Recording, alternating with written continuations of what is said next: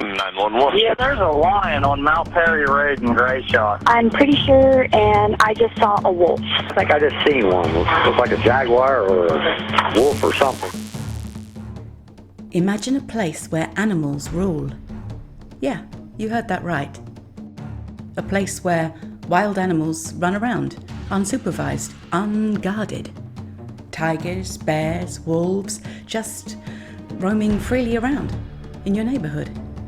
Actually, to be more specific, 18 Bengal tigers and 17 lions. Would you venture outside? Well, throw in 6 black bears, 2 grizzlies, a trio of mountain lions, and a pair of wolves for good measure, and that's exactly what the residents of Zanesville, Ohio faced one misty morning in October 2011. Lock your doors and windows. Stay inside. This is the unbelievable story of Terry Thompson and the Zanesville Zoo Massacre.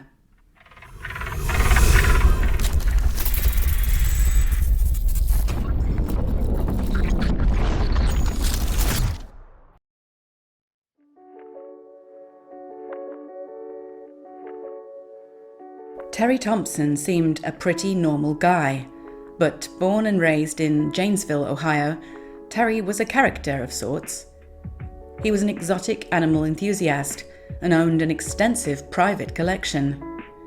He would often have tigers and lions padding around his property, and while it was incredibly intimidating for his neighbours, they were accustomed to Terry's responsible caretaking and supervision. He would call his pets by name and seemed to be a genuine animal lover. Sure, his collection involved exotic and often dangerous animals, but life was fairly relaxed for Terry. Saying that, he did have some disputes with concerned neighbours, and he'd even had a couple of run-ins with the law over the years. Local residents would often hear the roars and bellows of lions at night. But in general, Terry's animals were never really a threat. Until they were. According to his neighbours, if you saw a lion or a tiger, chances were Terry was right there beside it.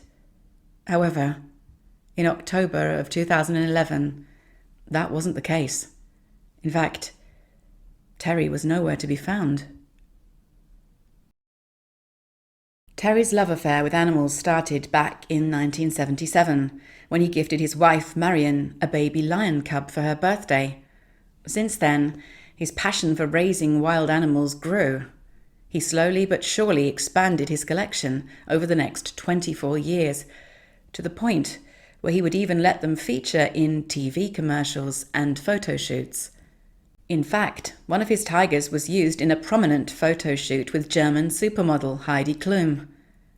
At this time, it was said that Terry's passion and love for his animals was clear. He had vets and specialists on call for every animal health problem that arose, however small.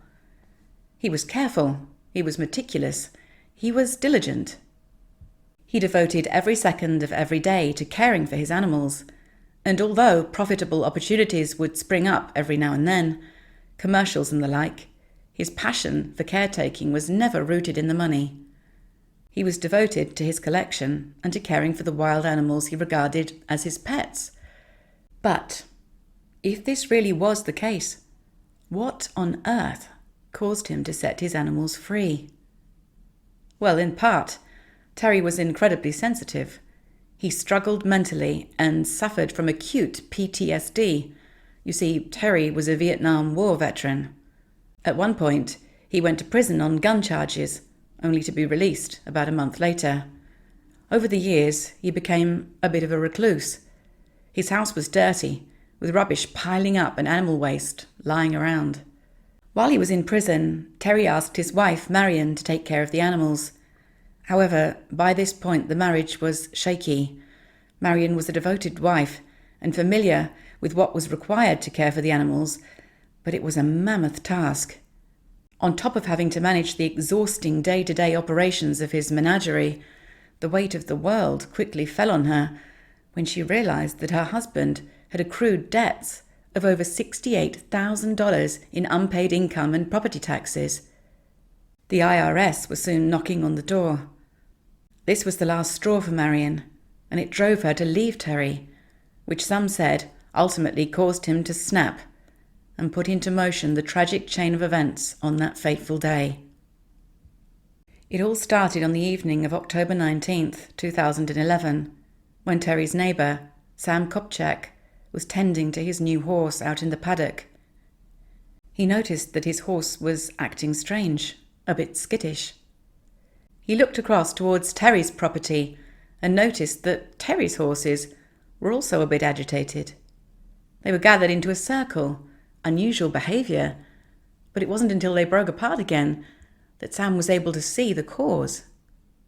In the middle of the circle lay a black bear, completely still. Tellingly, Kopchak wasn't completely surprised. It wasn't the first time that one of Thompson's animals had got loose. The bear wasn't fully grown and he didn't seem threatening. But before Sam could move, an uneasy feeling came over him. He glanced sideways and noticed, with alarm, a fully grown African male lion lying confidently in the tree line on the boundary of Terry's property. Trying not to panic, Kopchak knew what needed to be done. He backed away slowly, keeping his head low and at an angle so as not to make eye contact, and walked back into his barn, where he telephoned his 84-year-old mother. "There's a major problem," he said. When his mother attempted to call Terry Thompson, there was no answer, so instead she called 911. Meanwhile, Sam, watching from the barn, saw the lion slowly pacing around. Before long, he'd spotted another lioness, a wolf, and even a tiger on his property. He must have felt as though he was dreaming. The tiger began snarling and growling at the horses. Deputy Jonathan Merry got the call that wild animals were on the loose. 2 hours into his shift, he was called to Kopchak's property, only to find that, indeed, there was a tiger, a black bear, and 2 lionesses in Terry's backyard. He also spotted a large grey wolf running along the road just behind his patrol car. Deputy Merry pulled up, set down his clipboard, grabbed his rifle from the trunk, and slowly followed the wolf. He was fairly confident about what needed to be done, but still he waited until he got the order over the radio. With one quick and swift shot, the wolf was down. Deputy Merry shot twice more to make sure that he was actually dead. The wolf would be the first of many that day. As Merry inspected the lifeless body, he received another report that a lion was cornering livestock at the Thompson residence. Merry was lucky to have a rifle, but his colleagues only had 40 caliber Glock 22s, a supremely ineffective pistol against large and powerful animals like lions and tigers. As he arrived at Terry's driveway, he was stunned. Another deputy was running back and forth. Merry tried to grab his rifle, but it snagged on the computer stand, so he left it. It was at that moment that, seemingly from nowhere, a big black bear came hurtling towards him. Merry said he remembered the key words from his training: "Shoot what you see." He only had his Glock 22, so he hoped for the best and pulled the trigger. Luckily, the bear was down with a single shot. As Merry ran back to the car for his rifle, he encountered one of the African lionesses crawling under a livestock fence and moving south towards a neighbouring property. Merry shot her before she could escape. As he turned around, he found himself struggling to decide whether to pursue the black bear or a tiger he'd spotted in the meantime. But before he could think, a cry of alarm set him running in the direction of a driveway, where he found a cougar, and worse, a male African lion crouching, ready to pounce. He shot the lion, and another deputy on site put down the cougar. Ultimately, Merry was tasked with patrolling the border between Thompson's property and Interstate 70. By the end of the night, Merry had shot 2 further lions, a tiger, and a grizzly bear. It was grim, but the instructions had been clear, and there was no chance to think twice. At this point, Terry Thompson was still nowhere to be found. Deputies and neighbours were gravely concerned for his well-being, yet reaching him was virtually impossible. When Sergeant Stephen Blake, another official on the ground, decided to go onto Terry's property, he found more animals on the loose. Cage doors were hanging open, some of the chains appeared to have been visibly cut, but still there was no response from the house. The sergeant found John Moore, who was a regular part-time caretaker of the animals, and they decided to approach the house together. As they got closer, they saw 2 monkeys and a dog in cages. But it's what they saw on their way back that made them freeze. A white tiger was crouching low to the ground, gnawing at something bizarre. They knew immediately that they couldn't get any closer, but they could see that it was a body. By this point, word was spreading about the chaos ensuing in Zanesville.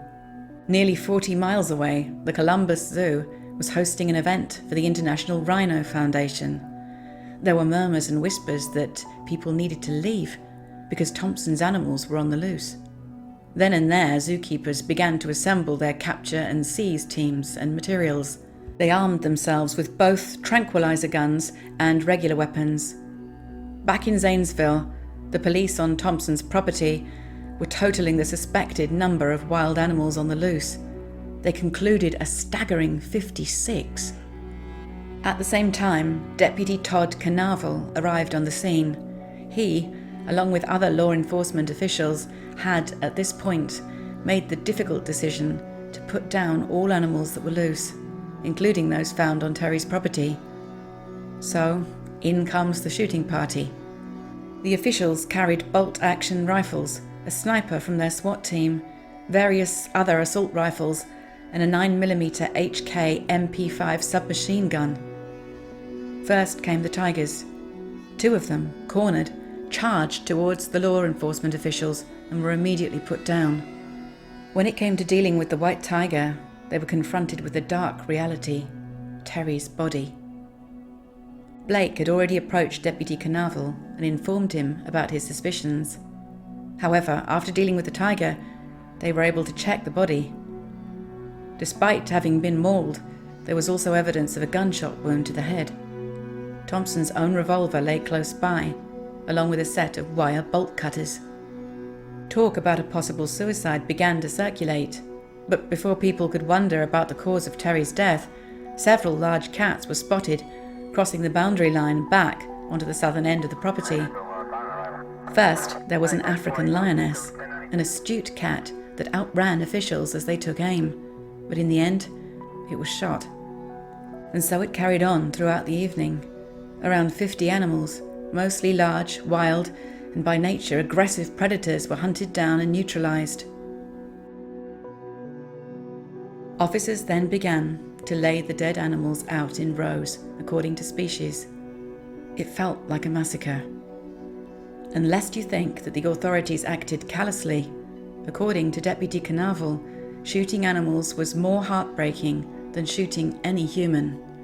In his words, quote, "They didn't ask to be there." The numbers on the animals that were shot and killed were 2 wolves, 6 black bears, 2 grizzly bears, 9 male lions, 8 lionesses, a baboon, 3 mountain lions, and 18 Bengal tigers. Meanwhile, the team from Columbus Zoo had arrived too late. Former director of the zoo, Jack Hanna, had even arrived in Zanesville in hope of calming down the situation. But it didn't do much. By that point, most of the animals were already dead. A total of 49 confirmed animals were shot and killed. A macaque monkey was unaccounted for and suspected to have been caught and eaten by one of the cats. Only 6 animals survived: 3 leopards, 2 macaques, and a small grizzly bear, all on Terry's property. It was quickly decided that the animal carcasses should be buried on Thompson's land. His wife, Marion, was hysterical, crying out for her animals, but she eventually helped choose the burial spot, and they called in a JCB to dig a 30-foot deep hole. The animals were scooped up and dropped into the large hole.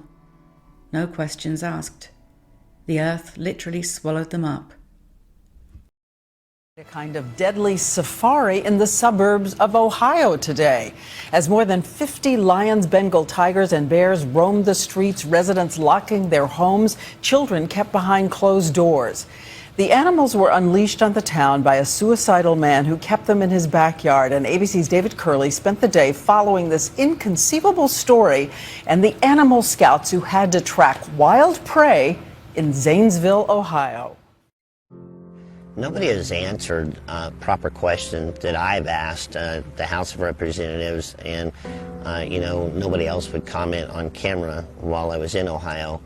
That how come paralyzing agents weren't used or offered to be used to where they could paralyze these animals in 10 to 15 seconds, which would have gave them anywhere between 10 and 15 minutes to ascertain these animals and put them back in cages. So no, to this date, nobody has had to answer to why they chose to just slaughter this many animals instead of being prepared. You had 2 zoos respond to this. We think of tranquilizer guns as being 99% effective, but you're saying it's that hard to tranquilize one of these animals? Can you imagine trying to tranquilize an animal in the dark? Fine, we have a spotlight on, we hit it. You don't know exactly where you hit. Did you hit it in the muscle? Did you hit it in the bone? If you hit the bone, that means the plunger might not go in and get the medicine in. So what do? Then we send the veterinarian up there, the sheriff up there to see if the animal's down, right? What's going to happen if the animal's just sitting there and not even asleep? You're dead. I've seen a Bengal tiger, Diane, take down a 2,000-pound water buffalo in India, filming them in less than 10 seconds. A 2,000-pound water buffalo, it's like an explosion going off. When police arrived back on the scene by Terry's body, they inspected the bolt cutters and found a Ruger .357 Magnum revolver. Could it really have been a suicide? It still wasn't known.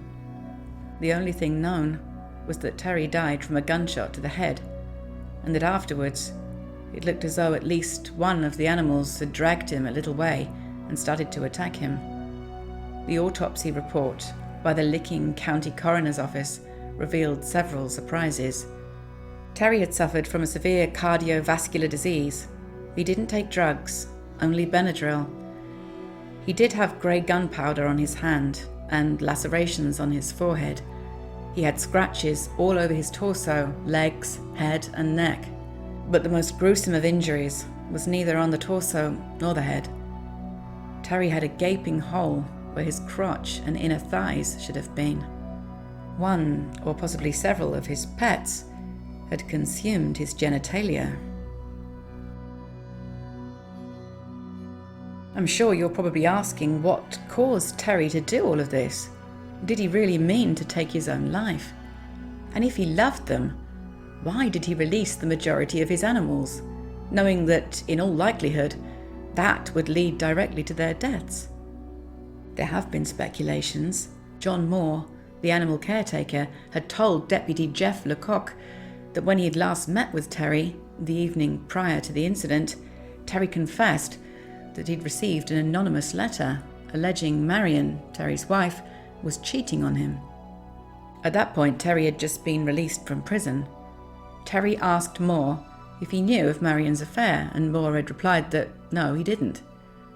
But Moore explicitly recalls one thing Terry told him that night. Quote, "I have a plan to find out, and you will know when it happens." Maybe what's now become known as the Zanesville Zoo Massacre was Terry's plan after all. Perhaps his only plan was to take himself out. We'll never be sure. But what we do know is that October 18th, 2011 would go down as one of the grimmest and most heartbreaking nights in Ohio's history.